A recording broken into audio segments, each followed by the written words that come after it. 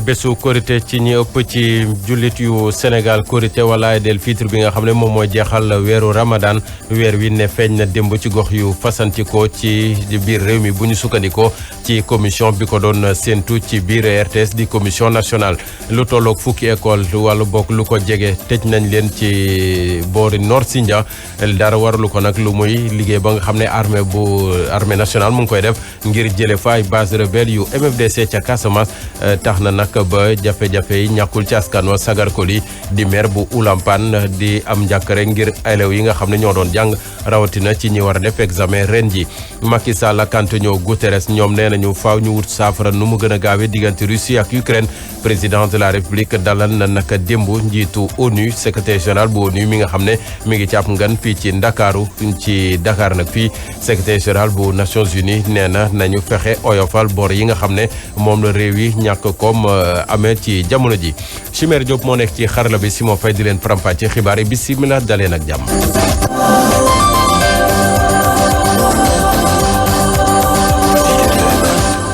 Zik FM la rajo leader ne weer wi feeñ na nag démb ci gox yu bëri ci biir réew mi bu ñu sukkandikoo ci commission nationale bi ko doon séentu nag démb ci biir RTS Aïd el Fitr wala bokk korité nekkoon tey ji la ci altine ji ñaari fan ci weeru mai ngir jullit yu bëri ci biir Sénégal noone la weeru Ramadan bi jeex am na nag démb nag ñoo xam ne julli nañu tam ci gox yu bëri ci biir réew mi njiit réew mi nag ñu koy xaar tey ji suba ca grande mosquée bu Ndakaaru ngir julli bi Macky Sall booba jéggal na lu war a tolloog ñeenti téeméer ak ñaar fukk ak ñeent ñoo xam ne caabi jëlee na féete woon ginnaaw ci jamono korité bi nga xam ne ci lañ toll te bu ñu sukkandikoo ci ab communiqué bu ministère de la justice ne ay nit lañu ñoo xam ne lañ leen toppee bëri na ñenn ñi nag ñu nekkoon ci kaso réew mi ñenn ñi mën nañoo jàpp ne daal xëy na bëriwul lu ñuy amlanteek wàllu yoon wala boog ñoo xam ne wóor na leen ne bu ñu delloo ci biir askan wi dinañu mën a dundaat nañu ca na mu gën a rafete ñenn ñi am nañu juróom benn fukki at ak juróom wala lu ko ëpp ñi ci des nag bu dee ñenn ñi amee ay feebar yu garaaw wala boog sax mu nekk ay mineur yéen a ngi ci Zik FM la rajo leader. coow li dox diggante ministère du tourisme ak secteur privé bi ci wàllu googe coow loolu yegg na ba Mbour ndax am na ñoo xam ne dañuy yëngatu ci wàllu tourisme foofee ci biir département ba ñoom nag dugal nañ ci seeni mbir ndax ne dañuy défendre seen ministre bi nga xam ne moo leen jaboote di ministre du tourisme ndax ne mënuñu dégg kàddu Mamadou Racine Sy mi nga xam ne juppi yoon nee na rafetlu na liggéeyu Alioune Sarr Fawzou Dem yor kàddu professionnel yu tourisme nekk ci diwaanu Mbour jokkoon na ci ak Alioune Badara Sow. am teggin yu gën a jox gëdd secteur privé te loolu yemul rek ci wax secteur privé ñett membre lañu woon ci crédit hôtelier bi ministre moo ko jël yóbbu ko ba ci juróom-benn te xam nga su fekkente ni bi moom secteur privé dañu doon yónni sax seeni ndaw ñu ne seeni ndaw yi kat ñoo def lii ndax li ak lii wala boog waa ministère dañ leen noot wante ñoom kilifa yi nga xamante ni bi ñoo ŋànk secteur privé ñoom ñoo fa daan toogal seen bopp yónni wuñu kenn ñoo fa daan toogal seen bopp procès-verbaux yi ña nga fa lañ fa doon wax ña nga fa lañ fa séddale ci xaalis ne maa ngi leen di renvoyer ñoom ñëpp ci communiqué bi nga xamante ni bi milliards yi nanu ko séddale ak nanu ko doxale ñu des ci diwaanu Mbour ba léegi ci wax ci plan de résilience bi nga xam ne moom la ñu teg ci wàllu koom ngir jàppale yenn ci njaboot yi ak tam askan wi nga xam ne daanaka seen ndóol seen amaam daal demewul noonu coordonnatrice su projet bi nga xam ne nag moom la ci Sénégal teg ngir jàppale askan wi rawatina ci mbasum Covid 19 gi démb mi ngi woon ci commune bu Ndiamniadio Ndiaganiao Awa Wade nag ne rafetlu na taxawaayu projet bi ci jamono ji ndax daanaka li ci ëpp ca la ko taxoon a jóg yegge na ko maanaam daal fexe ba jàppale jigéen ñi rawatina ci seen wàllu koom ak lu leen di dooleel Awa Wade ba léegi ak Alioune Badara Sonko. bi Covid bi ñëwee nag gouvernement italien daal di dimbali ministère de la femme ñu indi ko teg ko ci fi ñuy wax cellule de suivi des projets et programmes de lutte contre la pauvreté cellule boobu ay projet rek lay di ci biir Ndiaganiao boobu nag bi ñu ñëwee ñun ñëwuñu rek dugg directement Ndiaganiao gannaaw bi nga xamee ni choisir nañu Ndiaganiao ba pare dañu dem waxtaan ak chef de service ak préfet daal nañu liggéey leen daal ñoom sax ñoo choisir Ndiaganiao ñoo choisir Popenguine daal di ñëw leen ci la ñu génne daal di nañ def ay critères pour ñu choisir 250 parce que commune bu nekk 250 ménages lañ fay choisir 250 yooyu dafa am 25 yi dafay nekk ay personnes handicapées ci biir loolu lañ leen defee réseau bu mag tey ñoom seen réseau mooy réseau Nanor bii nga dégg tey pour firnde ni xaalis bi dañoo def fu nekk 20 millions. ni leen ko doon waxee sànq ci bopp xibaar yi Nord Sindian ca diwaanu Ziguinchor foofe ba léegi askan wa daanaka seeni dundin daal jafe-jafe la ndax ne l'armée ba mu ngi koy defanteek rebelle yi boobu ak léegi fukki fan ak ñett ci weeru mars ngir jële foofe base yu MFDC ca Casamance opération militaire yooyu nag tax na ba lu war a jege fukki école ne tëj leen ca gox ba tax ba maire bu Oulampan di ci yëkkati kàddoom ne moom li ko jaaxal daal moom moo di élèves yi nga xam ne dañuy jàng rawatina ñi war a def examen ren ji Sagar Koli jokkoo na ci ak Abdourahmane Diallo suñu naataango ca Ziguinchor. 7 écoles la ñu tëjoon. 7 écoles yooyu jusqu'à présent am nañu commencé reprendre les cours mais il y a plusieurs écoles yi nga xam ne ba léegi benn xale jàngatul ndax situation bi c'est pas encore sûr. danger bi mooy am na ñu war a def examen entrée en 6e surtout entrée en 6e léegi mu jot. seen yeneen moroom ñu ngi jàng seen leçon ñu ngi préparer seen examen ñun def yi ci yeneen écoles yi yu am surtout CM2 xale yi neexu ñu di jàng maanaam mooy seen avenir ci njàngale bi problème lay doon je ne suis pas sûr que mun nañu réussir seen examen te suñu réussir le perte boobu daf leen di topp jusqu'à la fin de leur vie moo tax conséquence bi dafa rëy. leurs chances sont en train d'être minimisées. Solution bi mooy discussion il faut ñu discuter il faut ñu toog sur table ñu discuter tant que tooguñu ci table pour ñu discuter solution nag dafa war a am ci guerre bu Russie ak Ukraine secrétaire général bu ONU ak président de la République Macky Sall ñoom ñoo ko xamle secrétaire général bu ONU di sàkku ci rawatina que institution financière yi ngànk àdduna bi tey ji ñu oyofal bor bi nga xam ne moom la yenn réew yi amel ngir mën leen a daal may ñu féex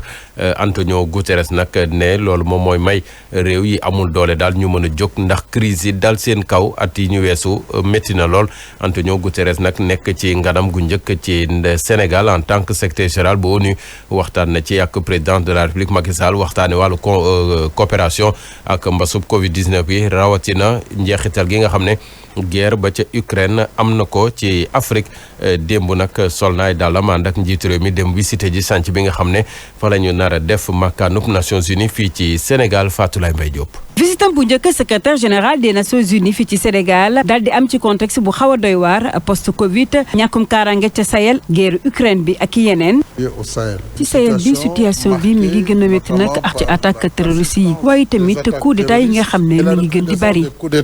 À cet égard, li ñu naan rek mooy fexe nag ba daal di waxtaan ak ñi nga xamante ne nag ñooy autorités yi nekk ci dëkk yooyu le ngir situation bi mën a réglé wu nu mu gën a gaawee banque yu mag yi lu ñu war a def ci teel mooy nag fexe ba teggi seen tànk tuuti ci li nga xam ne moo jublu ci bor yi ngir nag ñu bañ njiit ci mën a am problème ngir daal di fay tayit ñu mën a investir lépp lu jëm ci wàllu kaaraange ci wàllu social. sécurité sociale. beneen sujet bu ñu waxtaanee doon coopération ci diggante ONU ak Sénégal.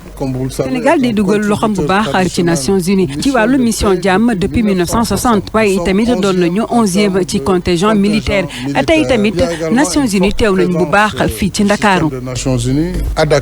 La maison des Nations Unies fii ci Sénégal chantier bi nag moom Guterres daal di koy visiter.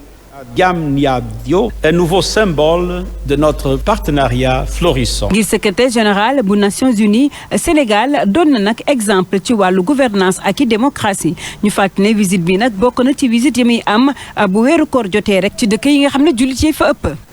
Fatoulaye Mbaye Diop bu ñu sukkandikoo nag ci président Macky Sall xiif gu métti mi ngi di yott Afrique te dara warlu ko lu muy tension yi nga xam ne moom la ñu nemmeeku rawatina ci wàllu pétrole bi ak tam njëkk yi nga xam ne saa su ne mi ngi yokk waaye tam lu jëm ci mbay meek yu ni mel yenn xeetu gàncax yi ñuy soxla wala xeeti tooke wala bokk yeneen yu ni mel yi ñuy soxla am ko ba jotti sax jafe-jafe la njiit réew mi nag ne faaw ni ci biir àdduna bi gën a lëkkaloo gën a ànd nekk benn jàppalante ngir ngir ne ñu mën a jàppale rawatina réew yi nga xam ne amuñu doole mën leen dimbali ñu mën cee génn président Macky Sall ci micro Fatou Lay Mbaye Diop. Nous avons des tensions sur l'approvisionnement des produits. Afrique am nañu ay tension ci jotub pétrole gi waaye tamit njëkk yi nu muy soppeekoo teyit mu yokk loolu ni mel nag boobu moo tudd dinañu yóbbu ci ab xiif ndax nag lii di fertilisant yi dëkk yu bari ñoo bokk fañ koy jëlee waaye nag bu taw bi yegsee te amuñu yooyu le fertilisant mbay mi dina sooxe loolu te bu sooxee rek fa ñu jëm mooy wàllu famine ba tax na nag war nañu teg ab waxtaan weccantoo xalaat waaye tamit solidarité internationale ngir nag ñu mën cee génn. Par le dialogue, la discussion et la solidarité internationale.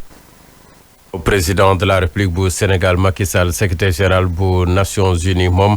jàpp na ne daal du yoon ci biir Afrique bu ñu xayma téeméer nit juróom-ñetti fukk ya ñàkkuwuñu muy situation la boo xam ne nag ñaan na entreprise yi yëngatu ci wàllu pharmacie wala boog di defar ñàkk yi ñu mën a fexe soppi doxalin mën a tam dimbali réew yu Afrique ku ci nekk ku ne wala boog réew yu Afrique sax mën a amal seen ñàkku bopp di ko produire di ko defar comme li mu gis fii Sénégal ndax Sénégal ci wàllu googe mu ngi ciy jéem te nag du yem rek ci Covid-19 bi am na yeneen xeetu ñàkk yoo xam ne ñu ngi fi ko fi jéem a amal di jëm ci wàllu sibiru ak luy faj tuberculose Antonio Guterres ñu déglu ko. Je salue les efforts déployés par Sénégal, notamment en matière. maa ngi rafetlu effort yi nga xamante ne Sénégal def na ko ci lu jëm ci wàllu vaccination ndax nag dem nañu ci béréb boo xam ne dañ fay defar ay vaccin nga xam ne sax dinañ ko équipé ngir nag mu daal di amal ay vaccin Covid waaye tamit vaccin contre paludisme ak tuberculose. situation Afrique rek doy waar ndax mënuñoo nangu téeméer boo jël juróom-ñett fukk yi fii ci Afrique ñoom vacciné wuñu ba tax na sax dëkk yu riche yi ak tamit société pharmaceutique yi dañu war a rek gaawantu li nga xam ne mooy don yi investir ci wàllu production locale vaccin ni que Sénégal defee. Et investir dans la production locale de vaccins comme nous avons vu à Dakar. xibaaru bitim réew ñu njëkkee ko ak guerre ba ca Ukraine lu war a tolloog téeméeri civil ne jot nañoo génn naka démb ci usine Azovstal ba nekk ca Mariupol nga xam ne waa Russie ñu ngi ko assiégé fan yi yëpp bu ñu sukkandikoo kon ci président bu Ukraine ci boppam Zelensky waaye nag ca wet ga Pape François nag sàkku na ñu ubbi ay couloir humanitaire ngir mën a jëlee civil ya ca biir dëkk ya nga xam ne fitna nga fa moom nag yaakaar na ne daal couloir humanitaire yi nga xam ne jot nañ ko ubbi moom Pape bi yaakaar na ne couloir yooye dina wéy ba ci altine ji fàttali leen rek ne Ukraine ak Russie seen diggante xajam na boobaak léegi juróom benn fukki fan ak juróom ñett ci tey ji ca Mali responsable benn ci ñoom waa mouvement national bu Azawad ne fàtt nañ ko ci ca Mali ca bët gànnaaru Mali ne yëf yaa nga amee ci diwaanu Tombouctou muy beneen mbir moo xam ne daal amaana mun na saxal jàmm ji nga xam ne ñu ngi ko fay wut ki ñu faat nag mi ngi tudd Mohamed ak Amata ñu gënoon ko xam ci Amalok ne bokkoon ci responsable militaire ya nga xam ne ñoo jiite rébellion ba woon nekkoon samedi nag ci gox bii di Béer sorewul lool ak Tombouctou ci bët gànnaaru Mali mu nekk nag ñaareelu nit ki nga xam ne ñu ngi koy faat ci waa Azawad ci gox boobe ci weer yi ñu génn. ca Tchad moom soldat sa jiite réew ma ne aj nañu ba jëmmi jamono wala boog dàkk nañu ba jëmmi jamono la ñu waroon tàmbali ngir juboo mën a am ci biir réew ma di dialogue de réconciliation nationale dialogue waroon a am diggante soldat si ak opposition politique ba waaye tam ak l'armée ba ci boppam waaye ne nag dàkk nañ ko waroon ko amal fukki fan ci weeru mai waaye dàkk nañ ko ba jëmmi jamono bu ñu sukkandikoo ca gouvernement ba ca Haïti itam benn diplomate benn doomu Dominique ne moom la ñu fëkk naka démb enlevé ko ña ko def nag di ab gang boo xam ne bokk na ca ña gën a dangereux ca Haïti démb la ko gouvernement bu Dominique xamle sàkku nag ci waa Haïti ñu fexe def lu ne ngir seen doom jooje ñu mën ko yeewi moom nag moom conseil agricole la ñu ngi ko jël enlevé ko àjjuma ji ñu génn bii nag ne ñi gang bi nga xam ne nag moom moo ko def weeru octobre ba passé ñu ngi fàttaliku amoon na fukki missionnaire ak juróom-ñaar yu doomu Amérique ak seeni ay waajur yoo xam ne yóbbuwoon nañ leen bokkoon ci juróomi xale. mbokki déglukat yi lii moo nekkoon xibaar yi nga xam ne moom lañ leen indiloon nag tey jii ci suba si feggoo nag Chimère Diop ci wàllu xarala bi ñu koy gërëm di ko sant ci kanam tuuti nag dañuy wéyandeek yéen ci wàllu programme ànd ak yéen ci